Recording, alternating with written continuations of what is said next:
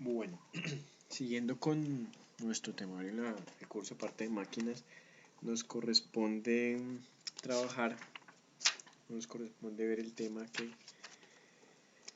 que habla sobre métodos de unión. En los métodos de unión nosotros vamos a trabajar en nuestro curso el método de unión permanente, que va a ser todas las uniones por soldadura, y el método de unión por uniones atornilladas, que vamos a trabajarlo más adelante en el proceso de fabricación de un perfil alar. Vamos a comenzar entonces con la parte de soldadura. Vamos a ver qué es soldadura. Vamos a ver tres tipos de soldadura: la soldadura oxiacetilénica, la soldadura por electrodo revestido y la soldadura MIG. ¿Sí? Ya vamos a ver cada una de las generalidades que tiene este tipo de soldaduras. Entonces, comencemos definiendo qué es un proceso de soldadura. Inicialmente, cuando nosotros hablamos de la soldadura, lo dije anteriormente, es un proceso de unión. Proceso es un método de unión. Lo que pasa es que en este método de unión está un punto importante, que es la aplicación o el aporte o la acción de calor. ¿Qué quiere decir esto? Va a haber la unión de dos elementos, de dos piezas, ¿cierto? Pero esa unión pues va a estar realizada, o se va a poder realizar gracias a la acción de calor. ¿Qué es la acción de calor? Vamos a ver que puede venir de diferentes tipos de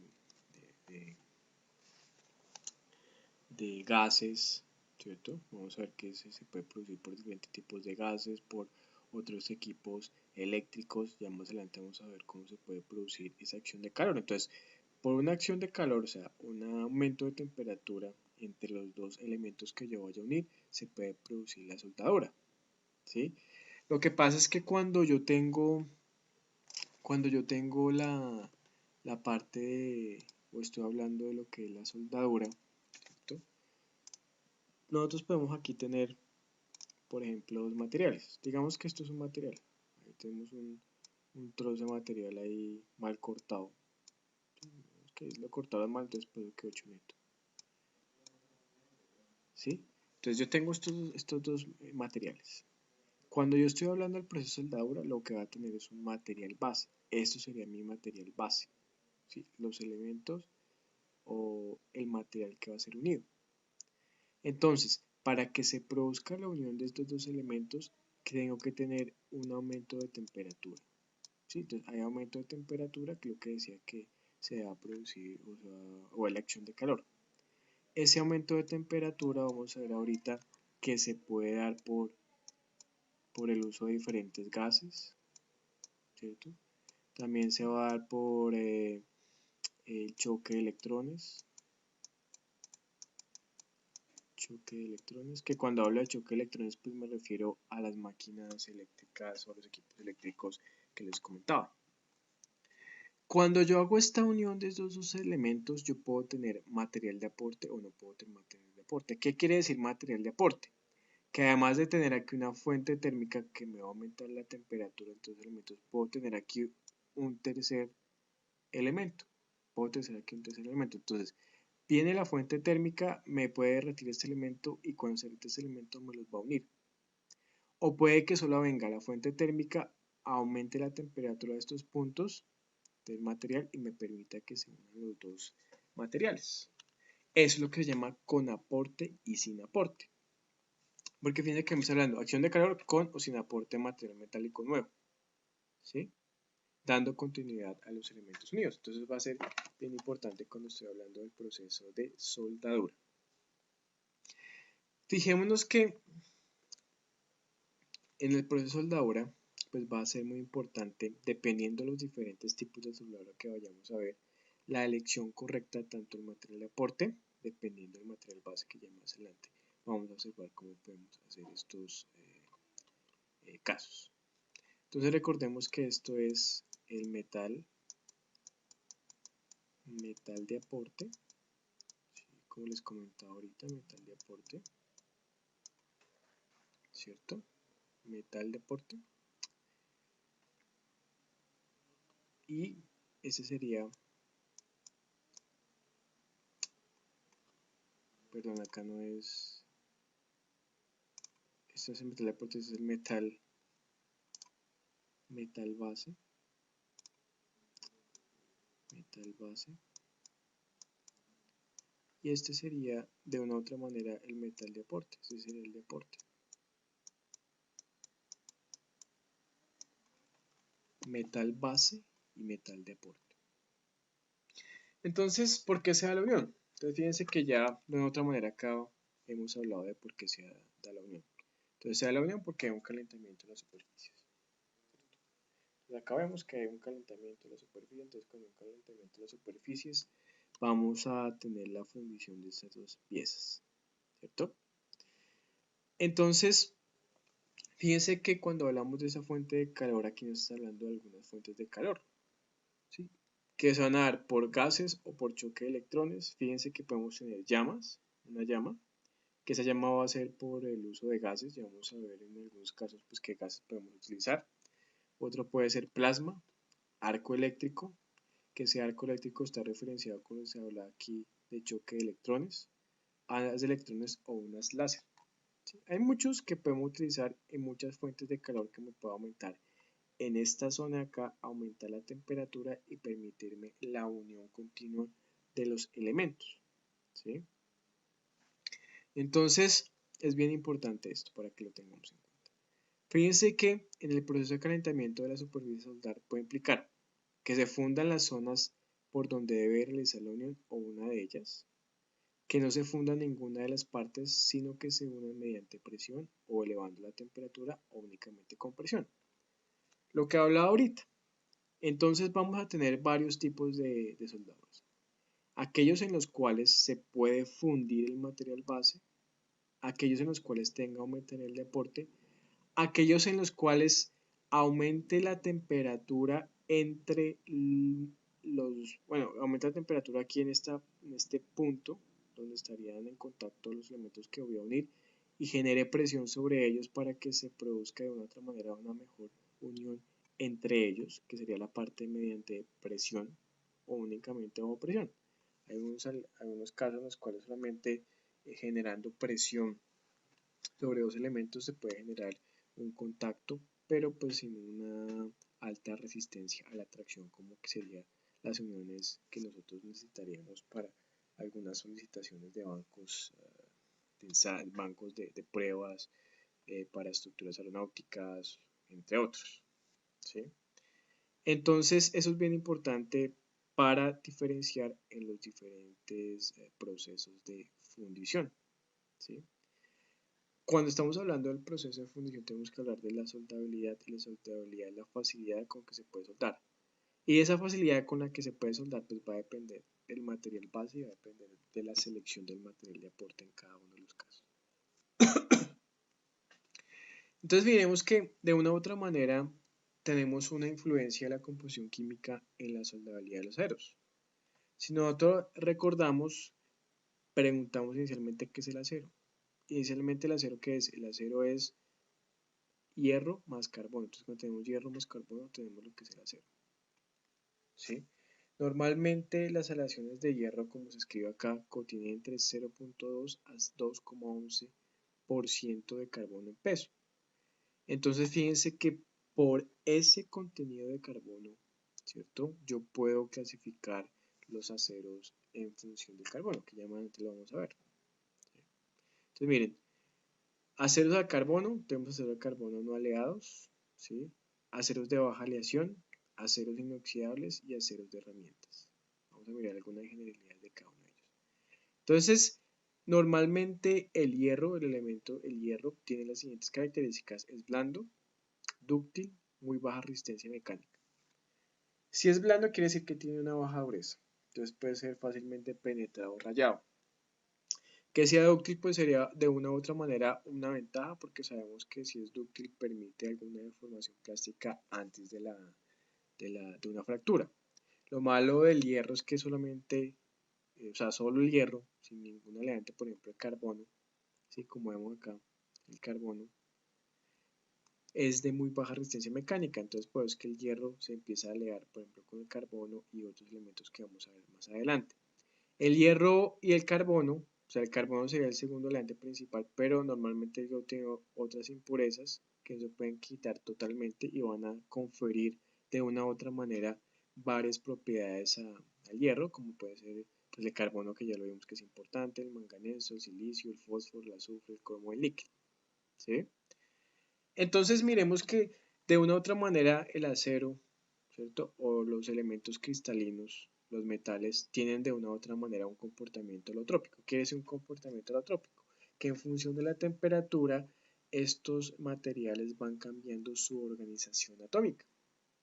Miremos que si comparamos temperatura, estado y estructura, cuando tenemos una temperatura de 1500 grados centígrados o más, cuando está en un estado líquido, ¿cierto?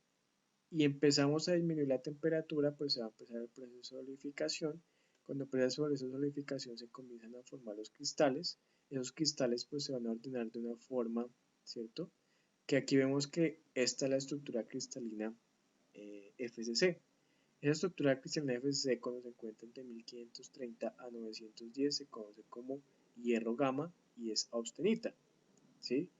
Cuando baja cuando está por debajo de los 910 grados centígrados a temperatura ambiente, pues se sigue con el proceso de solidificación, pero hay un cambio en el ordenamiento de los cristales porque ya no tenemos una estructura FCC, sino una estructura BCC que se conoce como el hierro gamma, perdón, el hierro alfa o la ferrita. Entonces fíjense que la ferrita estamos asociándola con una organización BCC y la austenita la estamos relacionando con una organización FCC. Eso es lo que se conoce como una transformación alotrópica de los aceros. ¿Sí? Fíjense que cuando estamos hablando de los aceros no aleados, cuando hablamos de aceros no aleados, básicamente son aquellos que se van a clasificar dependiendo de su porcentaje de carbono. ¿De acuerdo? Su porcentaje de carbono. ¿Sí? Entonces fíjense que aquí a la derecha observamos una gráfica en la cual vemos que a mayor porcentaje de carbono, ¿cierto? Estamos aumentando dureza, estamos aumentando la resistencia y la tensión. Pero fíjense de una otra manera que no es muy conveniente que nosotros tengamos altos contenidos de carbono. ¿Por qué? Porque tenemos altos contenidos de carbono, vamos a tener un material muy duro, ¿cierto? Y si tenemos un material duro, pues fíjense que estamos haciéndolo muy frágil y nosotros pues no nos conviene tener un material frágil por aquello de que un material frágil no presenta ninguna deformación antes de la fractura, ¿sí? Entonces de una u otra manera pues tener alto porcentaje de carbono no sería bueno para una aleación, pues dependiendo de las condiciones de servicio a las cuales vaya a estar sometido. Claro, acá hablamos de que tenemos una aleación no aleado, la clasificamos en función del porcentaje de carbono, pero de otra manera pues puede tener algunas otras impurezas como pueden ser, o se le pueden añadir otras impurezas como puede ser el manganeso, el cromo, el níquel, el vanadio y el titanio, pero estos elementos van a estar en un porcentaje por debajo del 1%. O sea, realmente no va a ser mucho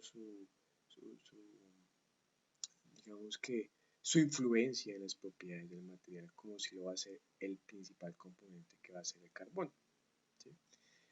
Entonces, esos aceros aleados en función del carbono los podemos encontrar como aceros de bajo carbono, aceros de medio carbono y aceros de alto carbono. Entonces, aceros de bajo carbono, en el cual el porcentaje de carbono está por debajo del 0,25, ¿cierto? Aceros de medio carbono, está entre el 0,25 y el 0,55, y aceros de alto carbono de 2 a 0,55. ¿Sí? Fíjense que acá yo les decía que estos están por debajo del 1%, pero también dependiendo de la clasificación, pues también podemos tener que el carbono puede estar por debajo del 1%, ¿cierto? Entonces, acá he colocado una estudiada esta clase para que para la siguiente clase busquen aplicaciones de cada uno de los aceros de bajo carbono, medio carbono y alto carbono. Si seguimos mirando un poco la designación, en la designación pues según la SAE, Society of Automotive Engineers, o la ICE, American Iron and Steel Institute, ¿sí? Hay una designación para los aceros bajo esta clasificación, o sea, la clasificación sea IAIC, que es la 10XX. En la 10, cuando encontramos un 10, son aceros al carbono, ¿cierto? y las dos X o los dos números que van a contar después indican el contenido de carbono. Entonces 10, 20, 10, 40. Entonces el 10, 20 quiere decir 1, 10, que es acero al carbono. Y el 20 quiere decir que acero al carbono con 0,20% de carbono, acero al carbono con 0,40% de carbono. ¿Cierto? Entonces fíjense que este de 0,20, ¿cierto? Sería un acero de bajo carbono, y otro sería un acero de medio carbono, y así sucesivamente puedo clasificarlos, los aceros al carbono. Los aceros aleados, entonces en los aceros aleados, de una u otra manera los aceros aleados son aquellos en los cuales no solamente se tiene en cuenta un principal elemento que modifica las propiedades del acero, como el caso anterior que son los aleados, que es el carbono, sino lo que se hace en aceros aleados es cuantificar de una u otra manera todos los aleantes y en función de un porcentaje clasificarlos en aceros de baja lesión o aceros de alta lesión. Los aceros aleados pues pueden tener cromo, molibdeno, níquel, tungsteno, vanadio, silicio, manganesio, ramio. Y en función de estos aleantes puedo tener, por ejemplo, aceros de baja lesión en el cual los elementos aleantes son menores al 5% y aceros de alta lesión en el cual los elementos aleantes son mayores al 5%. Entonces, acá es importante verificar cuáles, digamos que las mejoras, por decirlo así, que van a dar algunos de estos principales elementos del hierro, que puede ser el cromo, ¿cierto? Resistencia a la corrosión y el desgaste. Fijémonos que la resistencia a la corrosión es muy importante dependiendo de las condiciones del piso en las cuales se vaya a estar trabajando con diferente tipo de acero. Las condiciones de desgaste, ya nosotros vemos, ya conocemos cuáles son los diferentes tipos de desgaste. Cuando tenemos ese aleante, el cromo pues me va a aumentar las propiedades y va a disminuir el desgaste que puede producir la superficie. También tenemos el manganeso, en el cual aumenta la resistencia y dureza del acero, que de una u otra manera pues, no es bueno que tengamos un acero con una baja dureza, sino una dureza media, pues básicamente eso depende pues, de todas las condiciones de piso y depende de las cargas con las cuales va a ser utilizado. El molibdeno aumenta la tenacidad, resistencia a la termofluencia. Recordemos que la tenacidad pues, se refiere a la capacidad de carga que tiene un material bajo la presencia de grietas. Cuando tenemos molibdeno en el acero, pues aumenta la tenacidad, o sea, aumenta la resistencia del material bajo la presencia de grietas. Resistencia a la termofluencia, resistencia pues, a los cambios bajo a los cambios que puede tener el material bajo la acción térmica. El níquel mejora resistencia y tenacidad, elemento mayoritario en aceros inoxidables. Vamos a ver que normalmente este níquel va a tener una mayor porcentaje, mayor participación en los aceros inoxidables porque son muy resistentes a la corrosión. El vanadio aumenta la tenacidad. Fíjense que pues cada uno de ellos pues coincide en algunos casos que es la tenacidad. Realmente pues la tenacidad es una propiedad muy importante porque en todos los materiales ustedes saben que pueden tener defectos internos y de una u otra manera pues esos defectos internos pueden convertirse en futuros focos de grietas, entonces son importantes tener esos aleantes que aumenten la tenacidad del material. Si miramos los aceros inoxidables, en los aceros inoxidables encontramos el principal elemento de lesiones del cromo, como vamos ahorita, aproximadamente está en un 15%. Normalmente ese cromo es importante porque me va a garantizar una excelente protección a la corrosión. Excelente protección a la corrosión. Dentro de esos aceros inoxidables encontramos inoxidables austeníticos, inoxidables ferríticos e inoxidables martensíticos. ¿Sí? Entonces, si nosotros observamos los inoxidables austeníticos, pues nos están comentando que tiene un 18% de cromo, ¿cierto? Y un 8% de níquel. ¿Sí? Recordemos acá que veamos que el cromo y el níquel me van a ofrecer alta resistencia a la corrosión. Alta resistencia a la corrosión. ¿Sí? No son magnéticos y son muy dúctiles. Los inoxidables ferríticos, entonces si nosotros observamos los inoxidables ferríticos, en los inoxidables ferríticos, pues nos habla también del porcentaje. Tenemos un porcentaje de 15 a 20% de cromo. Aquí no tenemos ninguna influencia del níquel.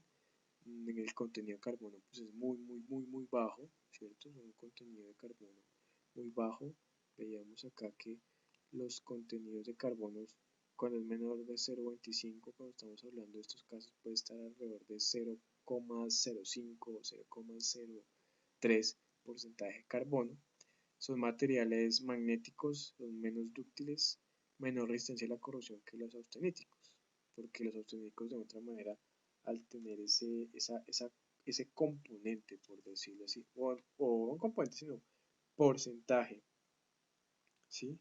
Al tener ese porcentaje de níquel, pues le va a garantizar que tenga un poco mayor resistencia a la corrosión, mayor resistencia a la corrosión. Y los inoxidables martensíticos, ¿cierto? Los inoxidables martensíticos, estos inoxidables martensíticos se caracterizan por tener un 18% de cromo, también no contienen níquel, más contenido de carbono que los inoxidables ferríticos y buena resistencia a la fatiga. Buena resistencia a la fatiga. Entonces, estos tipos de aceros inoxidables, ¿cierto? Este tipo de aceros inoxidables van a ser o pueden también ser muy importantes en los procesos de fabricación, ¿cierto? De cualquier estructura, ¿sí? De cualquier caso que nosotros tengamos o que necesitemos hacer una unión permanente, ¿sí? Entonces, acá vemos que en estos tres puntos tenemos como tres conclusiones importantes respecto a los materiales y al proceso de soldadura. El primero nos habla que los aceros al carbono, los no aleados, sueldan bien en general, sobre todo aquellos de baja aleación, ¿sí? Y tanto mejor cuanto menos carbono contienen. Entonces, entre menos carbono contenga el acero, pues mucho más fácil va a ser el proceso de soldadura.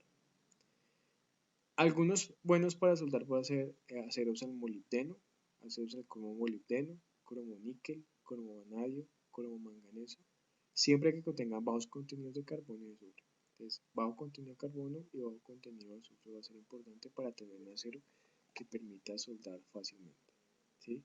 En el caso de los aceros aleados, los que hablamos anteriormente, de alta aleación, la soldabilidad es especialmente buena en el caso de los aceros austeníticos, FCC, pero no en el caso de los aceros ferríticos y martensíticos, ¿sí? Ferríticos y martensíticos, que es una estructura BCC que hablábamos, por ejemplo, en los aceros inoxidables y hablamos de las transformaciones alotrópicas que puede tener el acero. Entonces, para entrar un poco a hablar de los diferentes procesos de soldadura y conocer algunos procesos de soldadura y sus generalidades, vamos a encontrar que tenemos dos tipos de procesos de soldadura. La soldadura de fusión, ¿cierto? Soldadura de fusión, en el cual esa soldadura de fusión me está hablando que hay una coalescencia de materiales mediante el calor. O sea que hay una unión, ¿cierto? Mediante el aumento de la temperatura, ¿cierto? Que va a producir la fundición de dos elementos, ¿sí? Entonces, ¿qué pasa? Aquí hay material de aporte a los elementos fundidos para brindar mayor resistencia a la unión. Esta soldadura por fusión de una u otra manera se caracteriza porque hay un material de aporte. O sea, hay un material de aporte que sería adicional al material base como veíamos en la introducción de este tema. En la soldadura de estado sólido, pues también decíamos que se va a ver un proceso de fundición, o sea, va a haber un proceso de unión, pero no hay fase líquida, o sea, que no hay una acción de calor que me permita que vaya a una fase líquida los materiales y se produzca el proceso de unión, solamente que aquí se va a producir por aplicación de presión o aplicación de calor de presión, pero esa aplicación de calor no lo va a llevar o no va a llevar el material pues ya a una fase líquida, sino es como un precalentamiento que se produce para que cuando yo aplique la carga o la presión entre los elementos permita tener la unión. Sería una especie de proceso de forja para tener una analogía al respecto. Dentro de la soldadura de fusión vamos a encontrar que podemos clasificarla en soldadura fuerte y blanda. Soldadura fuerte y blanda. En la soldadura fuerte y blanda, pues lo principal que va a caracterizar va a ser el punto de fusión. Punto de fusión. El punto de fusión realmente va a diferenciar estos dos tipos de soldadura, la fuerte y la blanda. Entonces aquí tenemos el primer caso. Método de unión que utiliza un metal de aportación de punto de fusión superior a los 400 grados centígrados. Entonces tenemos un material de aporte y ese material de aporte va a tener un punto de fusión mayor a los 450 grados centígrados e inferior al punto de fusión de los materiales a unir. Ojo con esto. Punto de fusión superior a los 450 e inferior al punto de fusión de los materiales. Entonces debe estar por encima de los 450, pero también debe estar o debe ser inferior al punto de fusión de los materiales que tiene que unir. ¿Sí me van a entender? Que sería la soldadura fuerte. Y la soldadura blanda, pues es un método de unión en el cual el material de aporte debe tener un punto de fusión inferior a los 450 y debe ser inferior al punto de fusión de los materiales unidos. ¿Qué nos está diciendo aquí o qué es importante acá? Que en este caso, fíjense que como va a estar el punto de fusión, ¿sí? Por ejemplo, acá el punto de fusión es superior a las 450 y aquí el punto de fusión es inferior a las 450, pero en los dos casos es inferior al punto de fusión del material. Quiere decir que en este caso el material no se va a fundir, o sea, el material base no va a fundirse, no va a producirse la fase líquida en el material de aporte. Solamente se va a producir la fase líquida, pero no se va a producir la fase líquida en el material base, sino se va a producir la fase líquida en el material de aporte. ¿Sí? Entonces aquí nosotros podemos tener el material, acá nosotros podemos tener aquí otro material mal cortado, acá tenemos un material de aporte, ¿sí? Pero lo que me dice estos dos es que este material base nunca va a pasar a la fase líquida, nunca se va a fundir. El que se va a fundir siempre va a ser el material de aporte. Material de aporte. Solamente lo que va a diferenciar las dos es que cuando tenemos la fuerte, el punto de fusión del material de aporte es superior a los 450 y en este el punto de fusión del material de aporte es inferior al de 450. ¿Correcto? En función entonces de esos casos y los casos que hemos visto, también puedo clasificar la soldadura por soldadura heterogénea o soldadura homogénea. En la heterogénea que tenemos se efectúa entre materiales de distinta naturaleza, o sea, diferentes materiales, con o sin material de aporte o entre metales iguales, pero con distinto metal de aporte. Normalmente esa soldadura heterogénea puede ser la blanda o la fuerte. Blanda o fuerte. ¿Sí? Blanda o fuerte. Entonces, la soldadura homogénea, los materiales que se sueldan y el metal de aporte o aportación, si lo hay, son de la misma naturaleza. Puede ser oxiacetilénica, eléctrica, por arco voltaico, por resistencia. Si no hay metal de aportación, la soldadura homogénea se denomina autógenas. La autógena es la en la cual calentamos las piezas y por solamente calentamiento de las piezas podemos obtener la unión de los elementos. La oxiacetilénica vamos a verla ahorita, ¿cierto? Entonces acá la característica o la diferencia de estos dos es que acá tenemos materiales de distinta naturaleza con o sin material de aporte o entre metales iguales pero con distinto metal de aporte.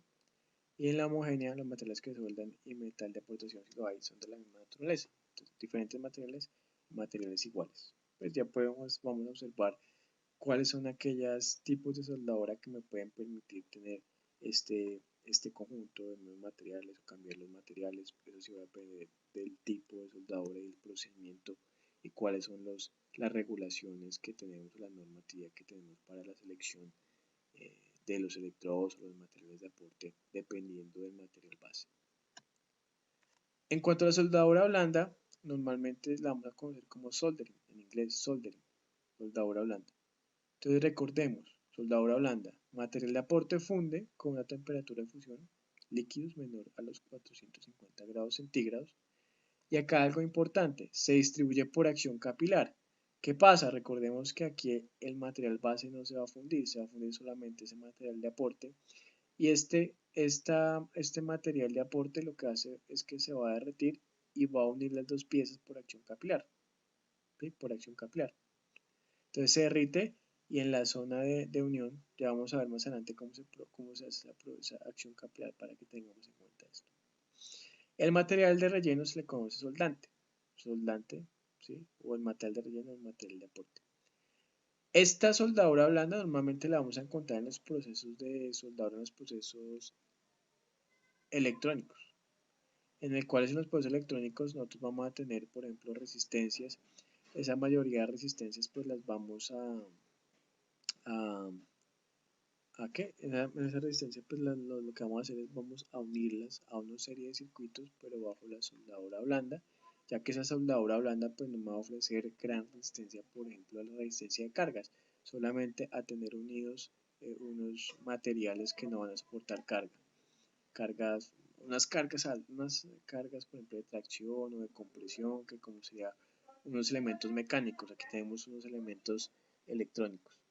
Entonces fíjense que en la acción capilar, ¿qué pasa? Acá tenemos, por ejemplo, esta resistencia y lo que nosotros tenemos es este elemento, que este elemento se conoce como el cautín. El cautín lo que hace es aumentar la temperatura, lleva una temperatura por encima del punto de fusión de este material de aporte, que este material de aporte normalmente es estaño para los procesos de soldadura blanda para los circuitos. Tenemos estaño, entonces lo que hace el cautín es aumentar la temperatura, derrite el estaño y acá en este gap que se alcanza a ver acá, pues empieza a penetrar ese estaño. Entonces, acción capilar quiere decir que solamente se da como una especie de contacto, es como si usted echara colbón. Cuando usted aplica colbón sobre una hoja, es una acción capilar, que usted está, digamos que, esparciendo cierto material para la unión de dos materiales diferentes, ¿cierto? O de dos elementos diferentes. Entonces se calienta y esa acción capilar, fíjense que acá se alcanza a ver la soldadura que se presentaría soldadura blanda, ¿cierto? En la cual hacemos contacto, aumenta temperatura y por acción capilar pues se van a unir estas dos piezas, se van a unir las dos piezas, ¿sí? Acá, por ejemplo, vemos algunos casos de una aplicación buena y una aplicación mala. Cuando estamos viendo, por ejemplo, esta unión, esta unión es parecida a la unión que tenemos acá de este circuito, ¿sí? De esta patica que estamos metiendo acá en un circuito, en la cual observamos que es preferible que tengamos esta forma, ¿cierto? Y no tengamos esta forma redondeada, porque cuando tenemos esta forma redondeada, pues fíjense que va a ser menos el contacto que va a haber con los elementos que están viendo, porque acá tenemos mayor contacto, y aquí tenemos mayor contacto en esta parte, y aquí tenemos menor contacto en esta parte, entonces va a, digamos que va a facilitar de otra manera que haya mala conducción y haya mala unión entre los elementos. Lo mismo estaría para en esta parte de acá y lo mismo pasa en esta parte de acá. Si dejamos muy alta las soldaduras, pues puede dañarse, pueden desprenderse fácilmente. Entonces, están asociadas a uniones mecánicas que no están sometidas a fuerzas y temperaturas elevadas y empalmes electrónicos, normalmente para empalmes electrónicos. Acá el soldador se conoce como cautín, aquí vemos los diferentes cautín, creo que todos conocen, cuando vayamos al hangar pues podemos ver algunos cautín y cómo sería el proceso, realmente es muy sencillo. Acá vemos metales de relleno, plomo plata, estaño antimonio, estaño plomo, estaño plata, estaño estaño. Normalmente todo este material de aporte cuando hablamos de soldadura blanda siempre va a ser el estaño, ¿sí? El estaño, ¿sí? La soldadura fuerte se conoce como bracing en inglés, soldadura fuerte bracing, también se llama dura o amarilla. Entonces recordemos aquí que ya el punto de fusión del material de aporte va a ser mayor a las 450 y también se va a distribuir por acción capilar, ¿sí? Como metal de aporte se suele usar aleaciones de plata y estaño o cobre o zinc, lo mismo que pasaba con la anterior, solamente que estamos cambiando la temperatura de fusión. El material fundente para cubrir las superficies acá lo que están diciendo o lo que pasa en este tipo de soldadura fuerte es que vamos a utilizar un desoxidante o un fundente. Lo que hace este desoxidante o fundente, que se conoce como bórax, es evitar que se vaya a producir óxido sobre la superficie o sobre la soldadura que se vaya a crear, ya que el óxido lo que va a hacer es debilitar la resistencia a tracción que pueda tener la soldadura.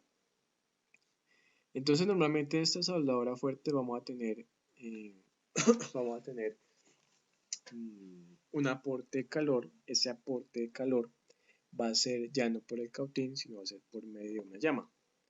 Va a ser por medio entonces de un soplete, ¿sí? Entonces ese soplete vamos a tener una combinación de diferentes gases, que ya vamos a ver ahorita cuáles son los gases que van a aportar calor y van a generar la unión por acción capilar. Ese tipo de soldadura se genera a tope, pero también se suelda a traslape y en ángulo. Este tipo de soldaduras ya más adelante vamos a ver cuáles van a ser y cómo son las características de cada una de ellas. Solamente recordemos que se pueden presentar en esta soldadura fuerte o bracing. Entonces fíjense que la diferencia de una u otra manera entre la blanda y la fuerte es que la blanda va a tener resistencia mecánica, o sea, no tiene resistencia mecánica para circuitos electrónicos, y ya la fuerte la puedo de una u otra manera utilizar en situaciones que necesitemos alta resistencia mecánica, ¿cierto?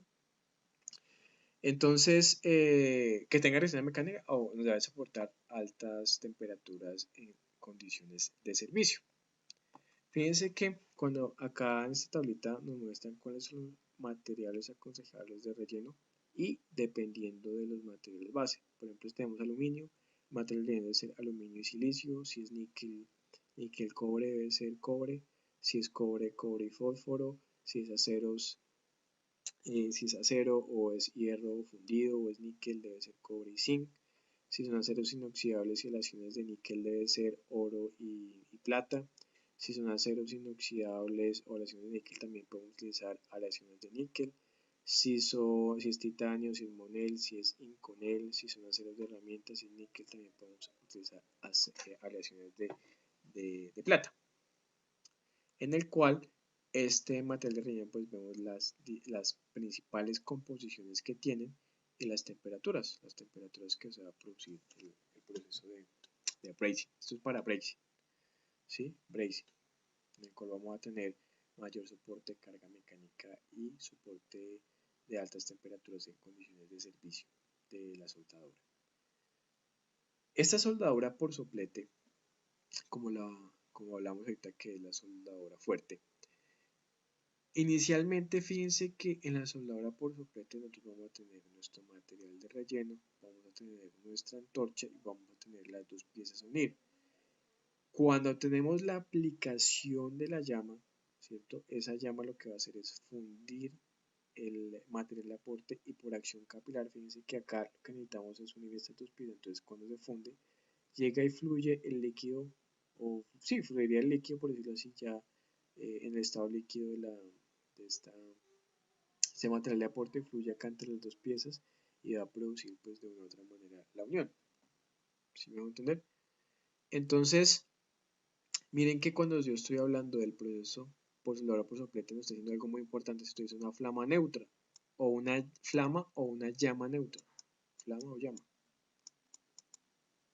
Ya más adelante vamos a ver cuáles son las características de una llama neutra. La llama neutra para evitar la oxidación, y la oxidación pues es importante para evitar que vayan a haber, se vaya a presentar corrosión sobre la unión. Entonces fíjense que la unión de otra manera pues se va a producir por el paso en la fase líquida de esta varillita. Se puede aplicar sobre acero al carbono, acero inoxidable, aleaciones de níquel, hierro gris, maleable, titanio, monel, inconel, acero para herramientas, aluminio, o sea, para diferentes tipos de aleaciones podemos utilizar lo que es la soldadura por soplete. Acá fíjense que vemos un mejor, vemos acá nuestra antorcha, tenemos aquí nuestra llama neutra, tenemos nuestro material de aporte y está produciendo como tal acá la fusión. De una u otra manera para evitar la oxidación, ¿cierto? Para evitar que haya corrosión sobre la soldadura, o sea, que haya una protección, se utiliza lo que se conoce como un gas fluxer, que ese gas fluxer lo que me va a dar es una protección a la soldadura para evitar su posible corrosión. Porque es que cuando hay corrosión en la soldadura, pues lo que hace es debilitarla y fácilmente puede producir su fractura, puede producir grietas internas, puede producir fallas sobre la unión. De una u otra manera, ese gas fluxer es un líquido el cual se aplica con los diferentes gases para este caso, ¿cierto? Que va a encargar entonces de que reducir oxidación de la superficie durante el proceso de soldadura, mejorar la acción capilar. Entonces, cuando dice mejorar la acción capilar, quiere decir que cuando se derrite, pues va a fluir fácilmente y va a unir fácilmente las dos piezas, por ejemplo acá estos dos tubos. Mayor resistencia en la unión y disminución de la porosidad. Lo que pasa es que cuando tenemos porosidad en la soldadura, de una u otra manera puede ser crítico porque puede convertirse en concentradores de esfuerzos que si está sometido a cargas, pues va a ser importante esas porosidades. Entonces es bien importante que la porosidad disminuya. Para poder observar lo que es el gas fluxer, tenemos que conocer eh, cómo funciona el proceso. Para que se produzca esta llama acá vamos a tener dos gases. Un gas que se va a llamar, este rojito que va a ser el acetileno, y vamos a tener otro que se conoce como el oxígeno. ¿Sí? Tenemos un gas que es el oxígeno, perdón, el acetileno, y tenemos oxígeno. Acetileno, oxígeno. Gas, oxígeno. ¿Sí? Entonces, ¿qué pasa? Para que se produzca la llama acá tenemos que tener este componente de oxígeno y tenemos que tener acetileno. Cuando se juntan los dos, pues se va a producir la llama. ¿Sí? Entonces, ¿qué pasa? Se compone del gas fluxer instalado en la línea de gas combustible. Fíjense que acá tenemos nuestra línea de gas, nuestro acetileno, tenemos nuestro oxígeno y cuando ellos se unen, pues vamos a tener aquí nuestro gas fluxer. Entonces, el gas flux líquido se vaporiza en el flujo de gas combustible. Entonces, con el flujo de gas combustible, acá tenemos este fluxer que se va a vaporizar en este gas, en el acetileno. El gas combustible arrastra el gas flux a través del soplete hasta la llama. Entonces, ¿qué pasa? Lo que pasa acá es que acá viene el acetileno, con el acetileno se abre acá el fluxer, se mezcla con el gas y cuando ya sale acá a la antorcha, pues va a salir como una llama verde, la cual me va a indicar que tenemos una protección para evitar corrosión sobre la superficie, para mejorar la acción capilar, para aumentar la resistencia y para disminuir la porosidad. Y después de eso podemos abrir el oxígeno para tener la llama neutra. Ya vamos a mirar cómo sería ese proceso.